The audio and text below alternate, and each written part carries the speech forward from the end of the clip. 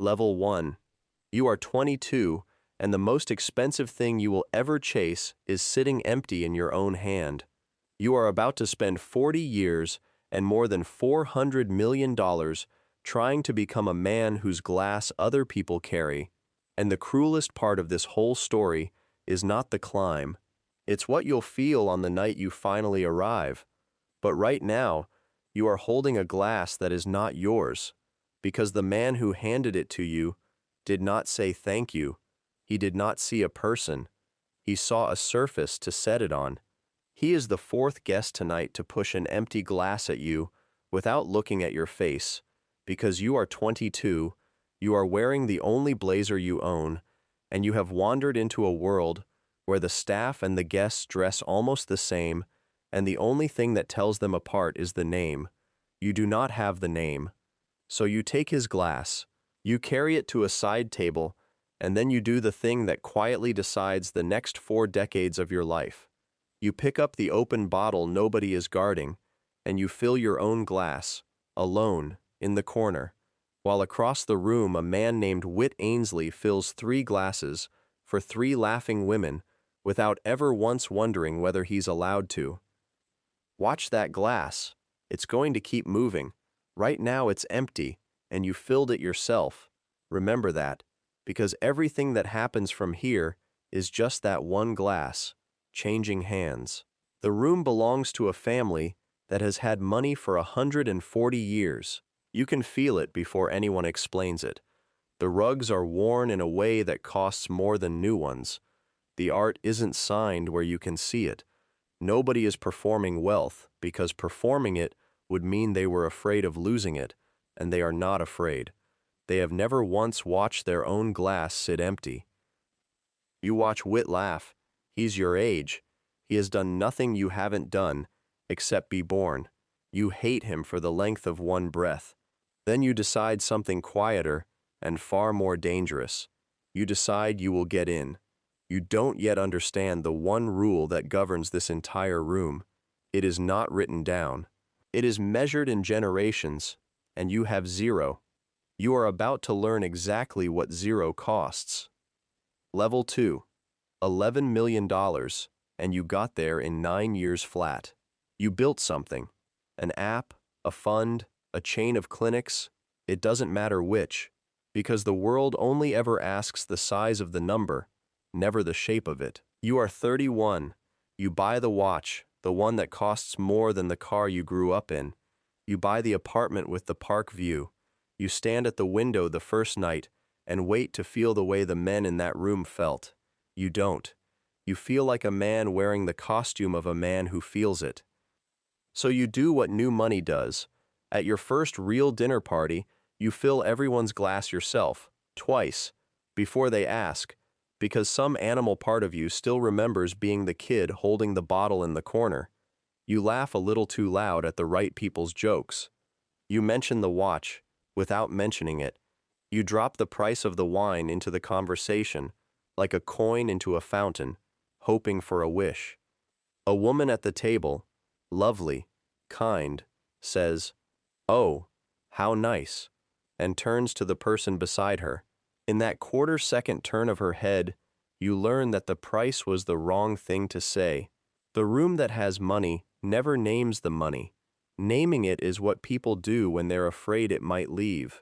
You go home and replay the turn of her head 40 times. You buy 3 books on wine, so it never happens again. You learn the regions, the years, the small producers, and the next month you say none of it out loud, because you have finally understood the trap.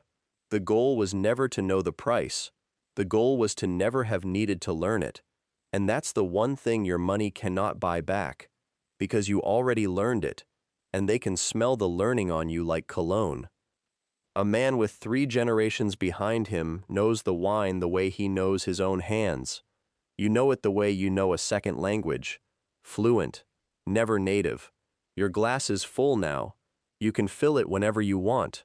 You keep a case of the same wine in a climate-controlled room you paid $11,000 to build. And still you are pouring for everyone, still scanning their faces to see if it worked. Comfort is the product.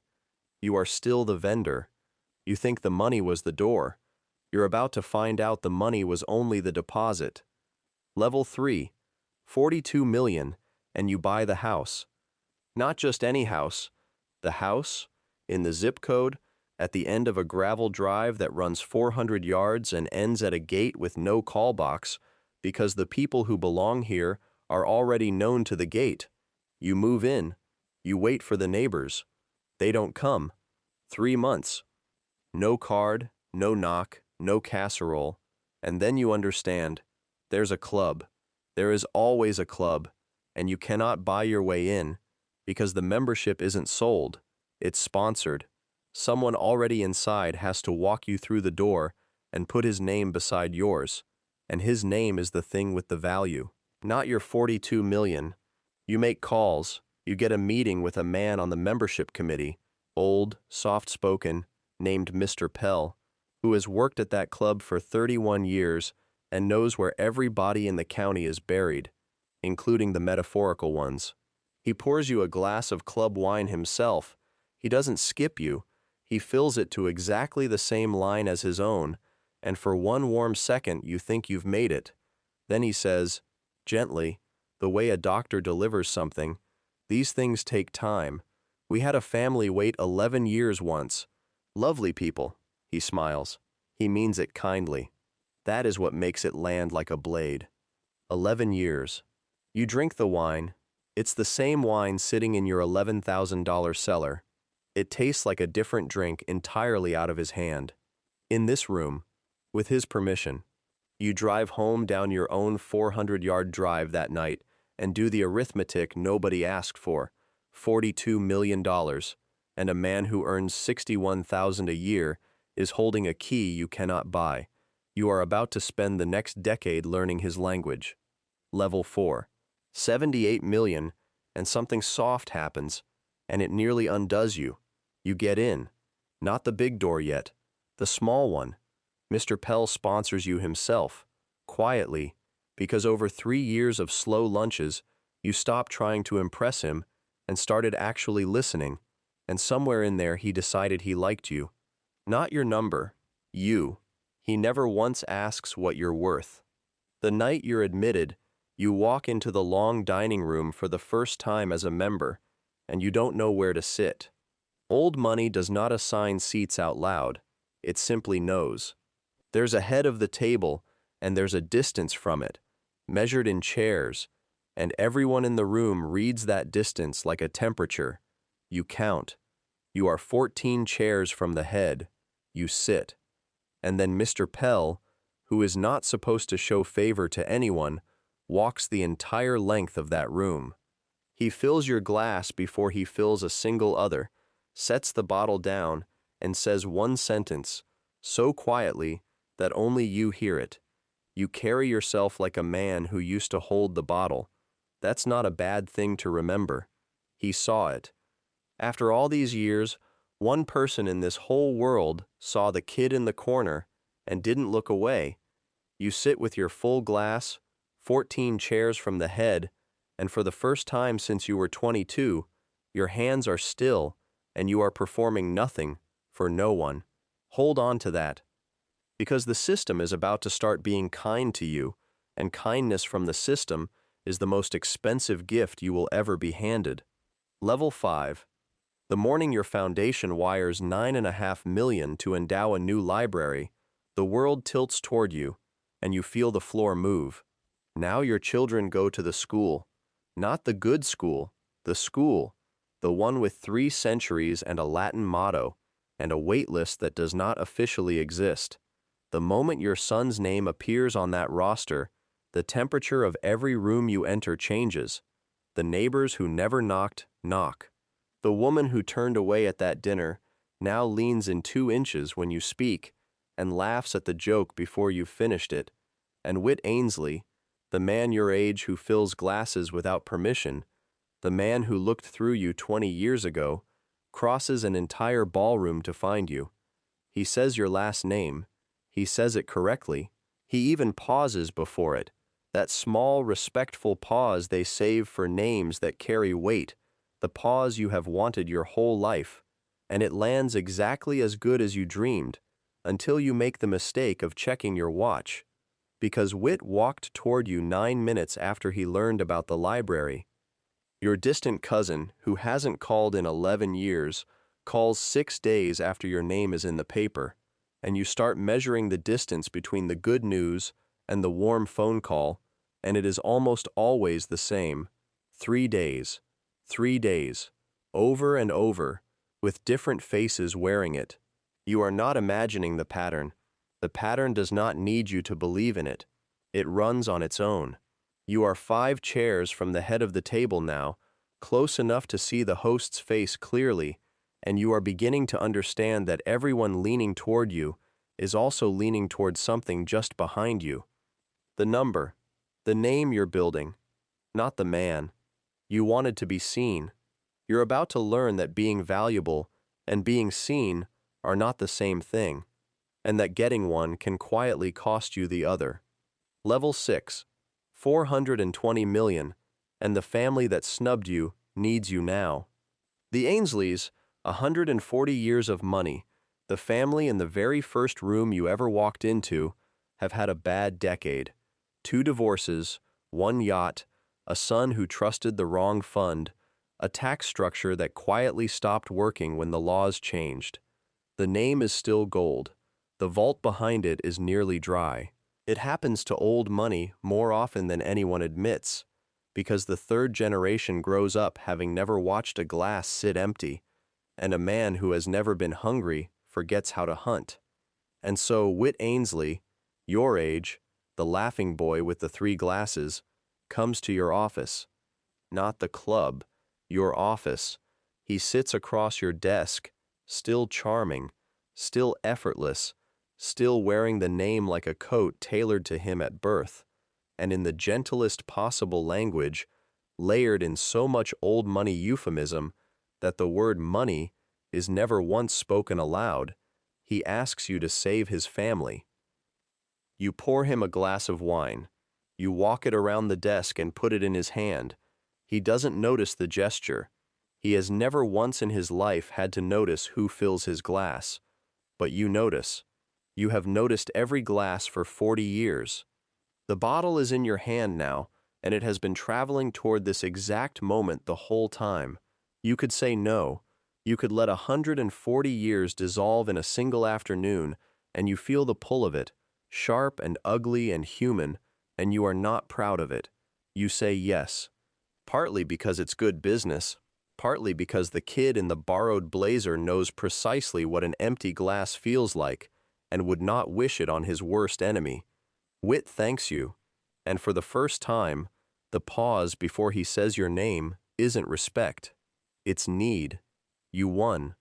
So why is the room colder than it was at 14 chairs? Level 7, 640 million, and the head of the table is yours. You host now.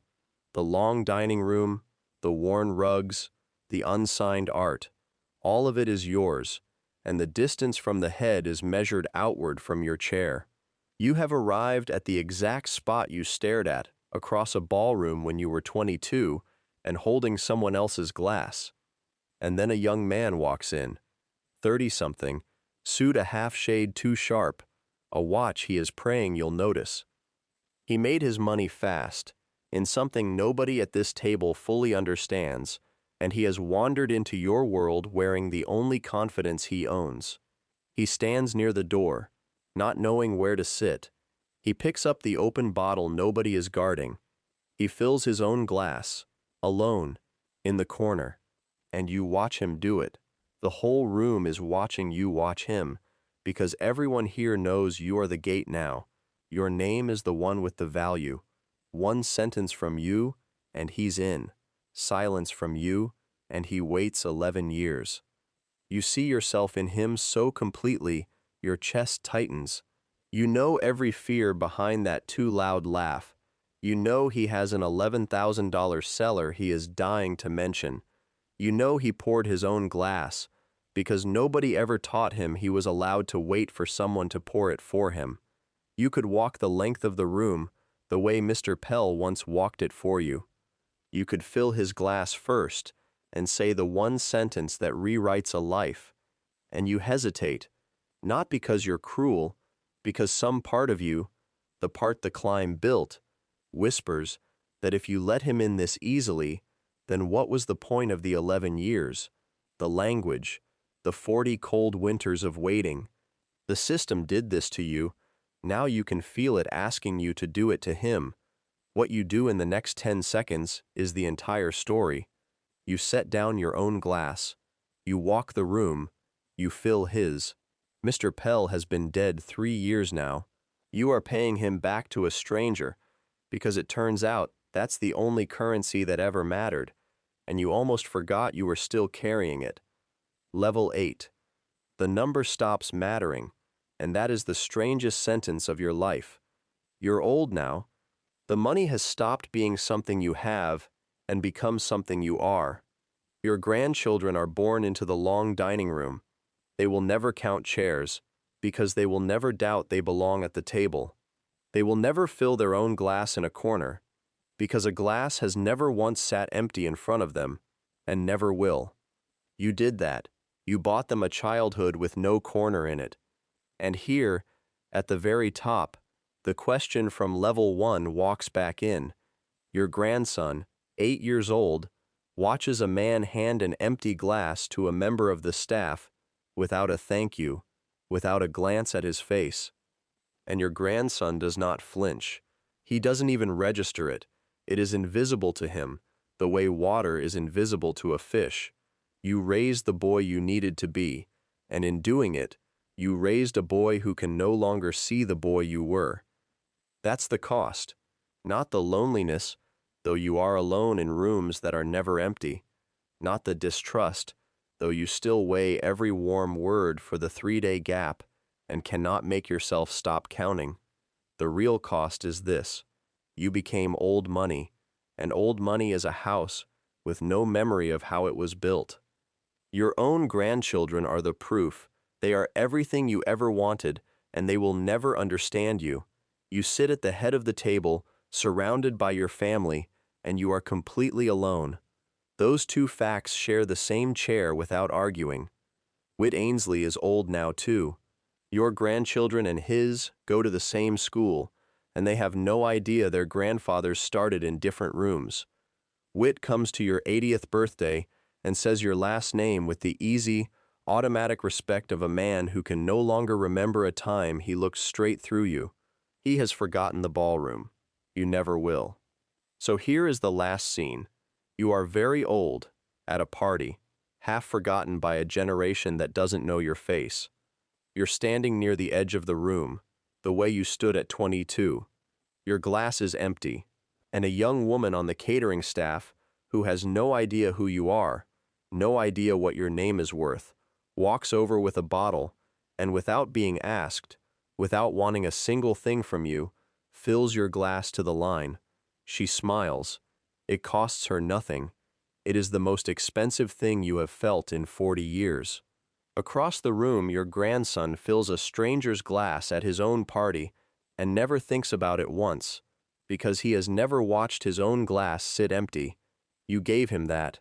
He will never know what it cost. That, finally, is old money, not the houses, not the name. It is the moment you can no longer remember the weight of an empty glass, and the people you love most never had to learn it at all. The glass that left your hand when you were 22 has come back full, and there is no one left in the room who would believe it was ever empty. If this one stayed with you, leave a thought below. Subscribe for more.